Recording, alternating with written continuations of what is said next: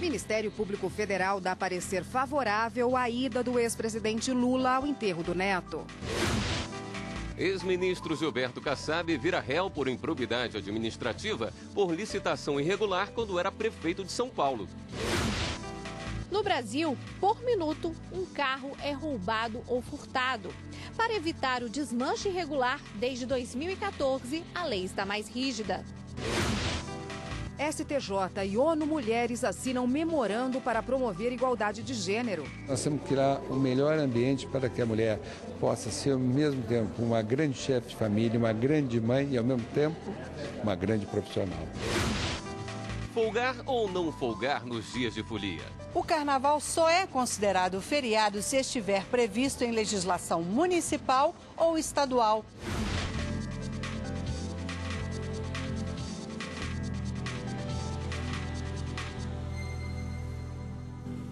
Olá, boa noite. Boa noite para você. A defesa do ex-presidente Luiz Inácio Lula da Silva, preso em Curitiba, pediu para que a Justiça autorize a saída dele para o enterro do neto.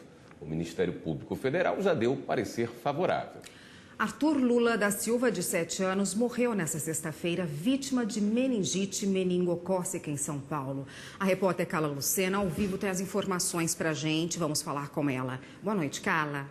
Olá, Érica. Boa noite para você. Boa noite a todos. E olha só, o parecer favorável do Ministério Público Federal para que Lula pudesse comparecer ao enterro do neto foi emitido hoje à tarde. O pedido foi protocolado pela defesa dele na 12ª Vara Criminal em Curitiba. A defesa alegou no pedido que a lei de execução penal ela autoriza que presos condenados e que cumprem pena no regime fechado, os presos que estão no semiaberto e também os provisórios, eles podem conseguir essa autorização para sair da prisão nesses casos. E olha só, o Ministério Público Federal, então, ele deu esse parecer favorável e disse que a Justiça está tratando esse caso com um alto nível de sigilo e apenas a juíza que autoriza o caso, o diretor da vara e o oficial de gabinete têm acesso aí às informações dessa decisão. A defesa de Lula também disse que se comprometeu a não divulgar nenhuma informação relacionada ao trajeto que faria Lula até São Paulo. Também confirmamos que o governo do estado do Paraná também atendeu a um pedido da Superintendência da Polícia Federal de Curitiba e colocou à disposição a aeronave do estado para fazer esse trajeto. E olha só, segundo informações, Lula já teria sido informado da morte do neto. Lembrando que Arthur Lula da Silva, ele morreu hoje por volta do meio-dia, vítima de meningite. Arthur é o 5º dos 6 netos do ex-presidente Lula. Lembrando que o ex-presidente, ele cumpre pena de prisão lá em Curitiba por 12 anos e um mês de prisão pelos crimes de corrupção passiva e lavagem de dinheiro relacionados ao triplex em Guarujá. O ex-presidente Lula também foi condenado agora no início de fevereiro a uma pena de 12 anos e 11 meses de prisão também pelos crimes de lavagem de dinheiro e corrupção passiva, já no caso envolvendo o sítio de Atibaia. Ainda não há uma informação oficial sobre a autorização de Lula ao enterro do ex-neto e essa notícia, essa decisão da Justiça do Paraná pode sair a qualquer momento. Vamos acompanhar e agora voltamos ao estúdio. Obrigado, Carla. O ex-prefeito de São Paulo e ex-ministro Gilberto Kassab se tornou réu por improbidade administrativa por irregularidades na licitação e na contratação de inspeção veicular no período em que ele foi prefeito de São Paulo, entre 2006 e 2013. A ação civil pública, que inclui mais 25 réus, foi proposta pelo Ministério Público de São Paulo e aceita em 17 de janeiro. Segundo o MP, houve condutas irregulares de agentes públicos e particulares para a contratação e renovação de contrato de 2007 com a empresa Controlar para a execução de serviços de inspeção veicular na cidade de São Paulo. A ONU Mulheres Brasil e o Superior Tribunal de Justiça estabeleceram uma cooperação técnica para reduzir a desigualdade de gênero e da violência contra a mulher. O memorando foi assinado pelo ministro João Otávio de Noronha, presidente do Superior Tribunal de Justiça, e pela representante interina da ONU Mulheres Brasil, Ana Carolina Querino. Para o presidente do STJ, o acordo de cooperação firmado com a ONU Mulher demonstra que o tribunal está cada vez mais empenhado em garantir a democracia. Em uma sociedade em que as mulheres são vitimadas diariamente por atos de violência e de discriminação, tem o Poder Judiciário um importante papel não só de garantir os direitos à proteção e à igualdade, mas também e principalmente de ser copartícipe da inclusão efetiva das mulheres em todos os espaços formais de poder, permitindo-lhes atuar juntamente com os homens nas tomadas de decisões da sociedade brasileira.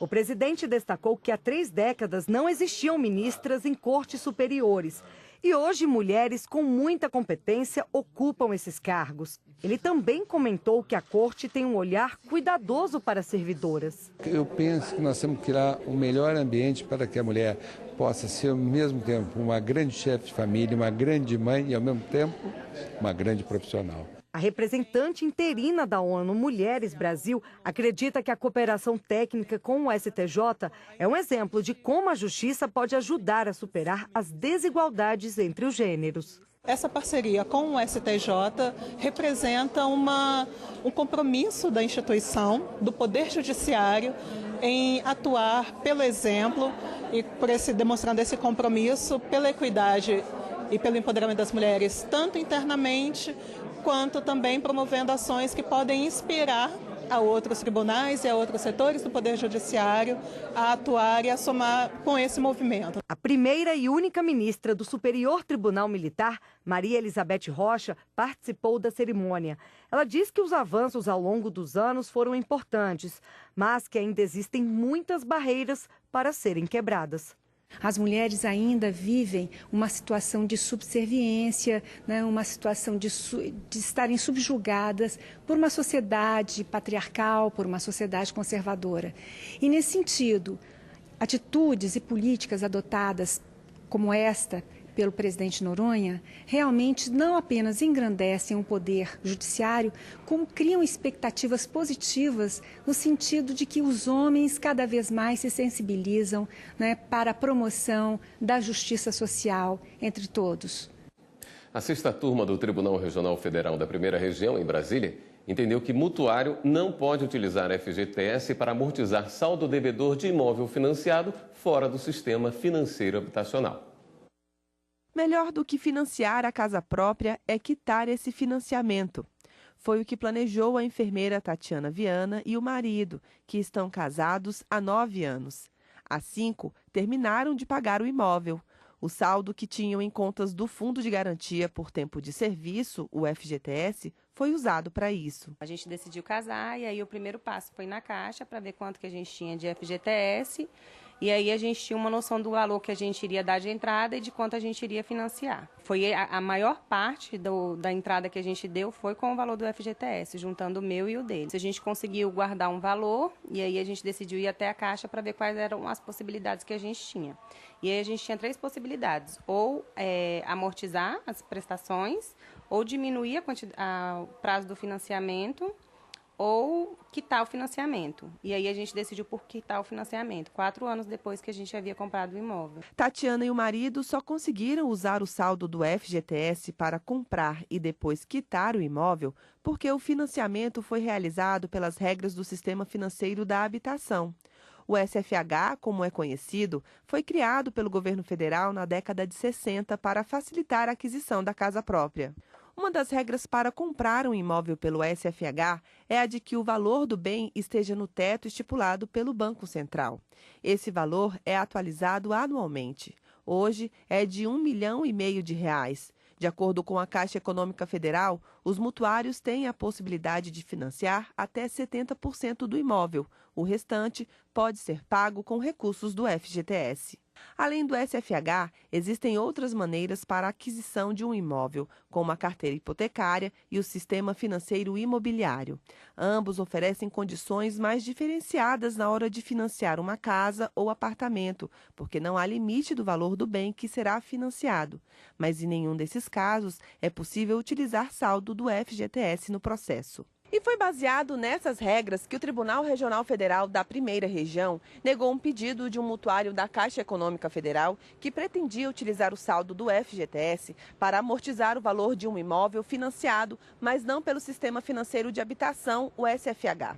Além disso, o valor do imóvel era superior ao permitido para a utilização do FGTS. O caso foi analisado pelo juiz federal Roberto Carlos de Oliveira. Ele explicou que uma resolução do Banco Central utiliza o valor de avaliação do imóvel como limitador na hora de se utilizar o saldo de FGTS na compra do bem, como explica o advogado Hugo Almeida. Dentro desse quadro, se o imóvel ultrapassa o valor permitido pela lei, não teria como ele utilizar o fundo de garantia. A lei limitou.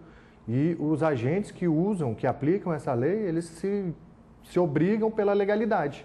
Eles têm que obedecer à lei. Não teria um meio para ultrapassar esse valor. Se foi criado um padrão e definiu aquele limite, não teria como ele utilizar de outros meios, até mesmo do judiciário. Para o presidente do Conselho Federal de Corretores de Imóveis, é fundamental que o interessado em adquirir um imóvel esteja atento às regras de financiamento e busque informações em fontes confiáveis. Os corretores de imóveis, aqueles que são bem atuantes no mercado, têm todas essas informações na ponta da língua e podem imediatamente fornecê-las àqueles que forem interessados. Mas, além disso, a própria Caixa Econômica pode fornecer essas informações em qualquer das suas agências. Tem gente qualificada para informar como utilizar o FGTS. E no próximo bloco, a cada minuto no Brasil, um automóvel é roubado ou furtado. Quando eu desci na quadra, só tinha um vidro do carro no chão.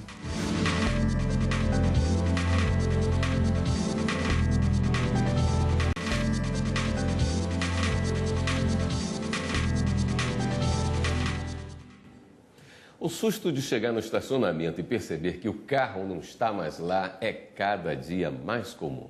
E para combater o desmanche de veículos e a venda de peças no mercado clandestino, desde 2014, a lei ficou mais rígida.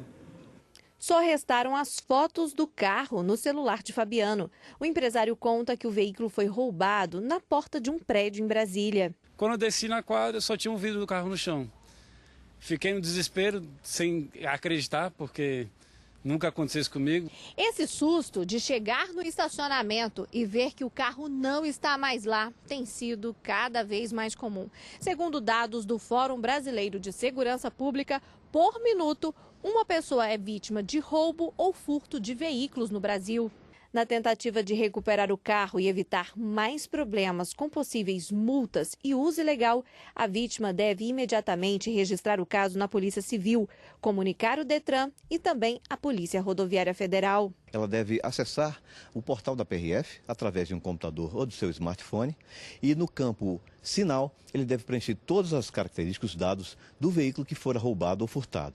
Imediatamente, a partir do momento que ele conclui esse preenchimento e envia, todos os policiais que estão de plantão, de serviço naquele dia, num raio de ação de 100 quilômetros da ocorrência, receberá em forma de pop-up no seu smartphone, nos smartphones funcionais dos policiais, a ocorrência. E isso vai otimizar, evidentemente, a recuperação daquele veículo. Trabalho que vem dando certo. Em todo o Brasil, nos anos de 2017 e 2018, foram recuperados 13.593 veículos. O Rio de Janeiro, o Paraná e o Rio Grande do Sul são os estados que tiveram mais carros recuperados. Apesar do índice de recuperação de veículos ser considerado alto, os criminosos insistem na prática por conseguir desmanchar os carros e vender as peças no mercado clandestino. Por isso, desde 2014, a lei está mais rígida, com normas específicas para comerciantes do ramo de desmontagem de automotores. Essa empresa, ela passa por uma série de fiscalização, ela tem que ser cadastrada junto ao Denatran, tem que estar vinculada aos órgãos de trânsito do Estado dela e também tem que ter alvará de funcionamento junto à junta comercial. Havendo indícios de prova de que aquele veículo furtado ou que foi desmanchado passou pela empresa, ele já tem toda uma ficha, uma documentação da empresa, o que facilita a investigação policial.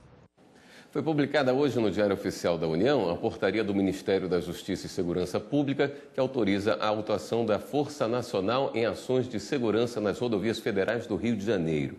A Força Nacional vai atuar em apoio à Polícia Rodoviária Federal pelo prazo de 15 dias a partir de hoje e pode ser prorrogado caso haja necessidade.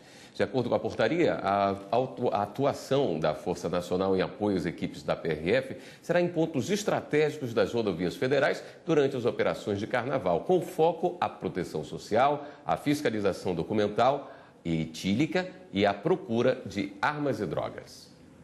Autismo é um quadro que se caracteriza por dificuldade de comunicação e de interação social com outras pessoas. Mas dependendo do grau de autismo, o indivíduo consegue ter uma vida normal, inclusive seguir uma carreira. Há um ano, Caian, que tem 28 anos, trabalha no setor de logística em uma empresa distribuidora de material médico hospitalar em Brasília. A responsabilidade dele é etiquetar os produtos. Ele confere a validade, verifica se estão estocados de maneira correta. O trabalho é mecânico e exige atenção. Ter foco na atividade é uma das habilidades do rapaz que é autista. Ele costuma ser bem detalhista no que faz e isso para a função é essencial. Segundo o Caian, a equipe gosta do serviço dele e quando é necessário, cobra mais empenho. Elogiam, né? Mas também falam assim, tem que se esforçar mais, eu vou lá, se esforço mais. Mas é legal. É legal. A empolgação de Caian tem um motivo especial. É o primeiro emprego dele. A contratação foi feita pelo modelo Jovem Aprendiz. Ele tem carteira assinada e trabalha com muita alegria. O autismo de Caian foi identificado aos 2 anos de idade por Solange, que é a mãe dele. Ela o adotou quando ainda era bebê e não sabia que ele tinha um distúrbio. Foi Solange quem estimulou o ingresso dele no mercado de trabalho. Eles atuam na mesma empresa, mas em setores diferentes. Ela o ajudou a se inscrever em um programa de estágio e, quando soube da vaga na empresa, encaminhou o currículo do filho. Para ela, a oportunidade de ver Caian trabalhando é incrível. Já são 1 ano e 3 meses. Não tenha dúvida nenhuma que eu sempre busquei isso para ele, mas porque ele mostrava que ele também queria isso e tinha a possibilidade de assumir. Segundo o chefe de Caian, é a primeira vez que a empresa contrata um autista. A adaptação foi uma novidade para todos. A inclusão de uma pessoa com deficiência na empresa é quebrar os próprios preconceitos dentro de cada um dos funcionários. Então você vai saber lidar melhor com o próximo. Pessoas com autismo precisam ser olhadas como pessoas com potencial muito grande, que podem, na verdade, trazer grandes benefícios, seja para instituições e organizações que possam incorporá-los dentro do seu quadro de staff. Você já imaginou visitar um local que preserva detalhes da era dos dinossauros? Esse lugar existe e fica aqui no Brasil, mais precisamente no Recife. E a boa notícia é que a preservação da área foi assegurada por meio de um acordo entre o Ministério Público Federal, a empresa que explora a área economicamente, e pesquisadores. Olhos atentos em cada detalhe da paisagem. Estes pesquisadores estão diante de um geossítio especial. O KPG Minapoti, como é conhecido este trecho, é o único da América do Sul aberto à visitação, com vestígios que comprovam o fim da era dos dinossauros. Ele está em Paulista, na região metropolitana do Recife, dentro da área de mineração de uma empresa de cimento. A paisagem não tem um grande apelo visual. Apenas os olhos especializados dos geólogos conseguem ter a real dimensão da importância deste geossítio. Aqui, por exemplo, está o irídio, um elemento químico raro no nosso planeta e que indica a existência do impacto do meteorito. Ele só pode ser visto com a ajuda do microscópio. Há um mês, o geossítio foi aberto para visitação. Mas a história que ele guarda vem sendo analisada há 25 anos. Esta área, com cerca de 60 mil metros quadrados, conserva a presença de elementos químicos de mais de 66 bilhões de anos.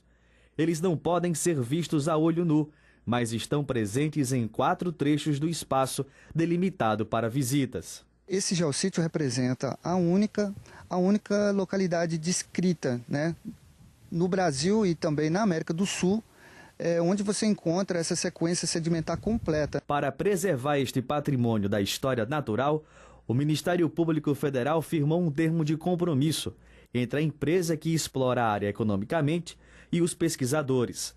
No acordo, há uma série de recomendações para preservar o trecho, onde estão as informações geológicas.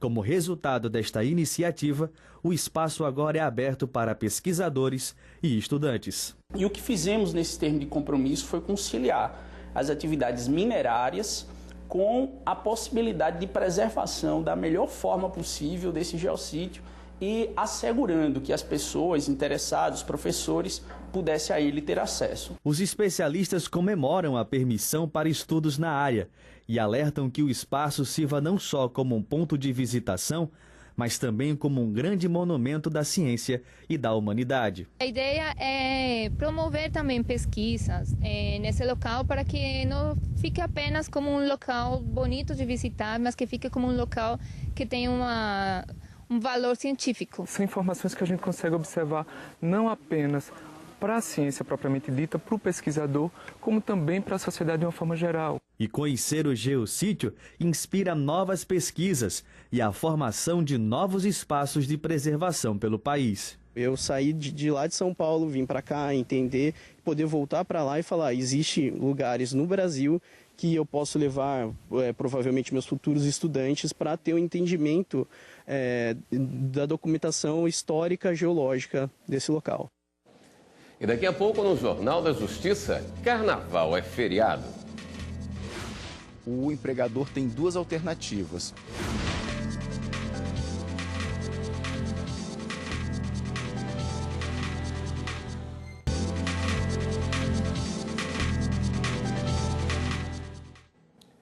Muitos brasileiros folgam na terça-feira de carnaval e nos dias que antecedem. Mas você sabia que a data não é considerada feriado nacional? O que fazer durante o carnaval? E dançar bastante. Vou curtir aí, vou passear, descansar também. Vou ficar em casa, aproveitar para descansar, né? Mas muita gente não cai na folia, não. Trabalhar. O carnaval não está no calendário de feriados nacionais. O carnaval só é considerado feriado se estiver previsto em legislação municipal ou estadual. É o caso do estado do Rio de Janeiro, na terça-feira de folia. Nos locais onde a data não é feriado, a segunda, a terça e a quarta-feira de cinzas podem ser pontos facultativos. O trabalhador deve ver o que diz a convenção coletiva. A nossa convenção, por exemplo, ela trata que a segunda-feira a gente está trocando por um feriado do comerciário que vai acontecer em outubro, dia 30 de outubro.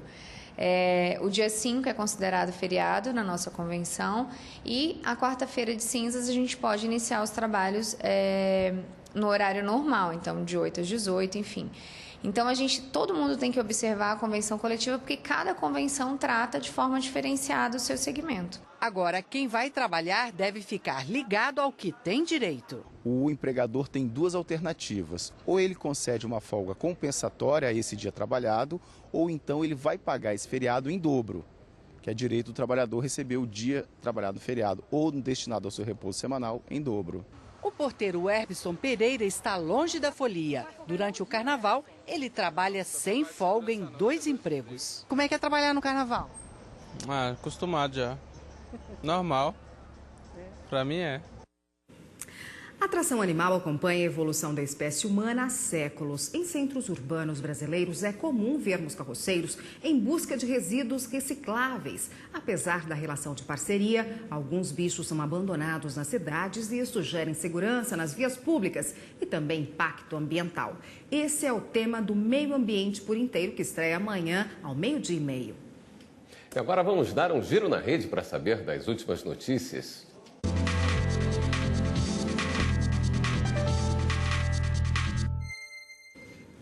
Vamos então à redação do Jornal da Justiça falar com a Berenice Leite, que é hoje quem tem as novidades para a gente. Boa noite, Berenice. Boa noite, Érica.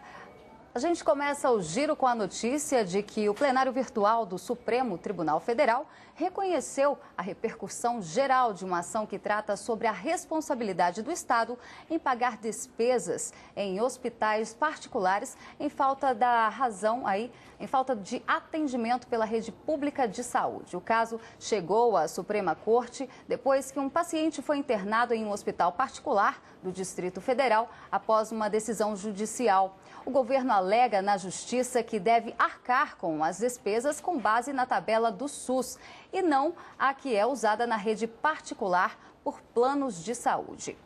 Já em São Paulo, o Ministério Público pede urgência para bloquear os bens e o sigilo bancário de Paulo Preto. Ele que é ex-diretor da Dersa Estatal Paulista de Rodovias. O objetivo é prevenir suposta ocultação de bens e valores que deverão ser ressarcidos aos cofres públicos. Ontem, Paulo Preto foi condenado pela Justiça Federal a mais de 27 anos de prisão por fraude em licitações e por ter participado de formação de cartel nas obras do Rodoanel. E no Rio de Janeiro, a Confederação Nacional do Sistema Financeiro pediu para a Justiça suspender o feriado bancário na quarta-feira de cinzas. O pedido foi feito porque os bancos alegam que estão sendo prejudicados para receber pagamentos. O giro fica por aqui. Para rever as nossas reportagens é só acessar o nosso canal no YouTube, TV Justiça Oficial. Obrigado, Berenice. E esta edição do Jornal da Justiça também fica por aqui. Uma boa noite para você e um ótimo fim de semana. Tenham todos um ótimo carnaval e continue com a programação da TV Justiça. Tchau.